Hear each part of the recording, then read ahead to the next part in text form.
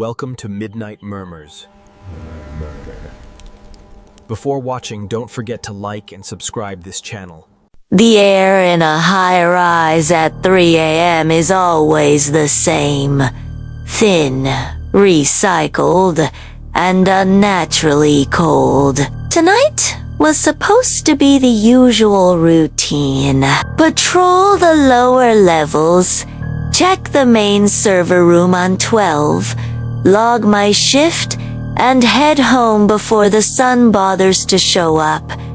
Routine is survival in this line of work. I stepped into elevator 3, the express to the upper floors, and hit the button for 12. The door slid shut with a soft hiss, and the ascent began. It was quiet, just the low hum of the machinery deep beneath the shaft, a sound I usually tune out, but then the hum stopped.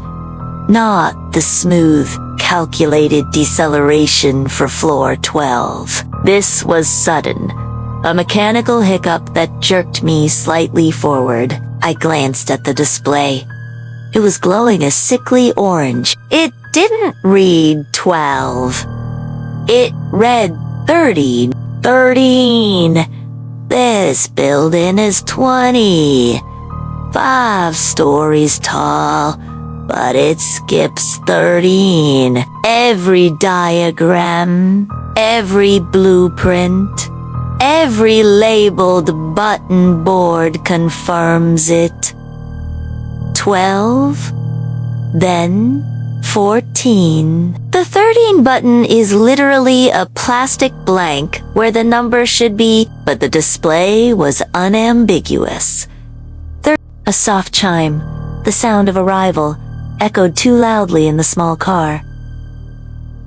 The doors sighed open. What hit me first was the smell, or rather, the lack of one. No stale carpet, no residual coffee, no ozone from the copy machines. Just neutral. Like the air had been sterilized, or simply forgotten. I hesitated, my flashlight beam cutting through the gloom. It was the same hallway, the same pale gray carpet, the same recessed ceiling lights, half of them flickering, which was typical. The same dull, corporate art print hanging beside the stairwell door, but it was silent. Not late-night quiet.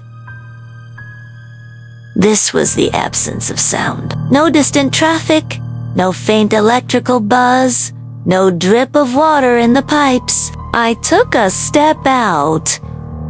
The elevator doors immediately whispered shut behind me, the display instantly snapping back to 12. I hit the door open button frantically. Nothing. I hammered. 12. Nothing. The car was dead. A polished metal box trapping me here. Panic was cold, sharp water in my lungs, but I forced it down. My job is security. Find the threat. Log. I started walking down the hall toward the main bank of offices, my rubber soles making a horrific, sticky sound on the carpet. I entered the open office space.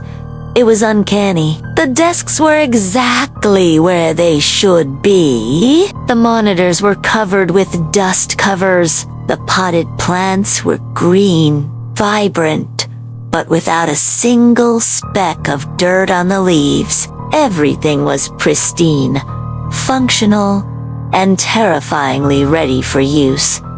But where were the signs of life? There were no coats slung over chairs, no forgotten mugs with coffee stains, no stray pens. In a normal office, even after cleaning, there's entropy. A slightly crooked keyboard, A calendar turned to the wrong month. Here. Zero entropy. It was like a photograph of an office, developed in perfect silence, untouched by time or human interaction. I picked up a phone on an executive desk. Dead. No dial tone. I tried the main server room door. My keycard refusing to register. The lock was cold, inert. Then I saw it. In the center of the largest conference room, a single office chair was placed squarely in the middle of the polished wooden table. It was perfectly centered, facing the far wall. A profound disruption in the engineered perfection of the room. I approached it slowly, the silence pressing against my ear. I reached out to touch the chair, intending to push it aside. Just as my fingers brushed the leather, I heard a sound. It wasn't the sound of an alarm, or a voice, or even a footstep.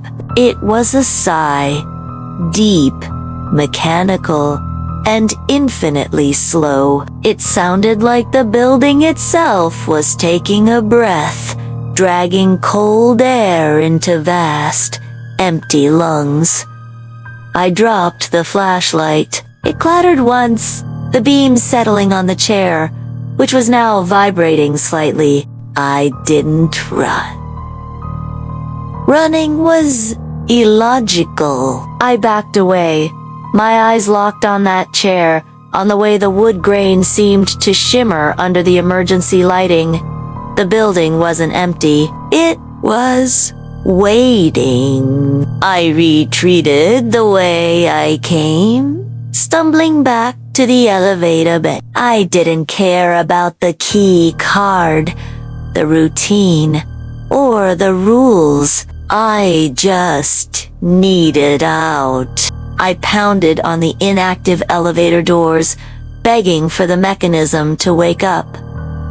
And then it did. Not a chime, but a soft, mechanical groan. The display above the doors flickered violently, cycling through every number on the panel before settling again. Deliberately, on 12, the doors slid open. Inside, the elevator car looked normal, clean, brightly lit, smelling faintly of the air freshener they use on the ground floor. I threw myself inside and hammered the lobby button, not waiting for the doors to fully close. As the car began its rapid descent, I looked up at the digital display, watching 11, 10, 9 blur past. But just before the doors closed, as the car dropped away, I saw something in the silent hallway of the 13th floor, standing right where the elevator had been.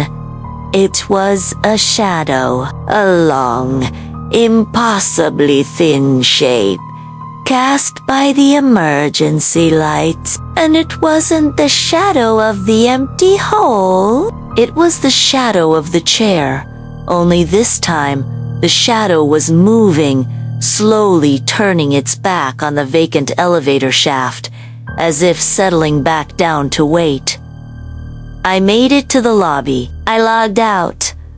I drove home, but when I got into my apartment, I noticed the single spare key I keep for emergencies. The one that should have been on my kitchen counter was gone. And leaning against my front door, resting on the welcome mat, was a single gray corporate art print. Thanks for listening. If you enjoyed this story, be sure to like and subscribe for more.